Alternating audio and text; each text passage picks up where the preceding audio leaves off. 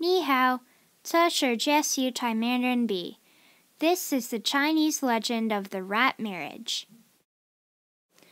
Once upon a time there was a rat princess who lived with her father, the rat king, and her mother, the rat queen, in a rice field in faraway China. The rat princess was so pretty that her father and mother were quite foolishly proud of her, and thought no one good enough to play with her.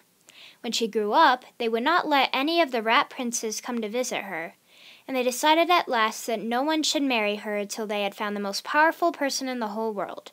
No one else was good enough. And the father rat started out to find the most powerful person in the whole world. The wisest and oldest rat in the rice field said that the son must be the most powerful person, because he made the rice grow and ripen.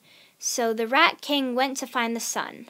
He climbed up the highest mountain, ran up the path of a rainbow, and traveled across the sky till he came to the sun's house.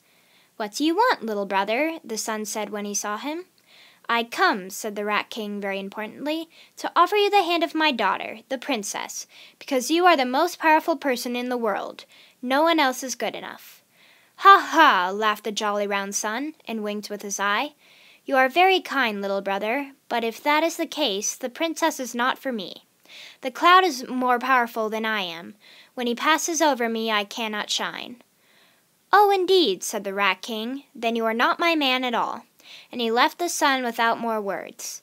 The sun laughed and winked to himself. And the rat king traveled across the sky till he came to the cloud's house. "What do you want, little brother?" sighed the cloud when he saw him. "I come to offer you the hand of my daughter, the princess," said the rat king, "because you are the most powerful person in the whole world.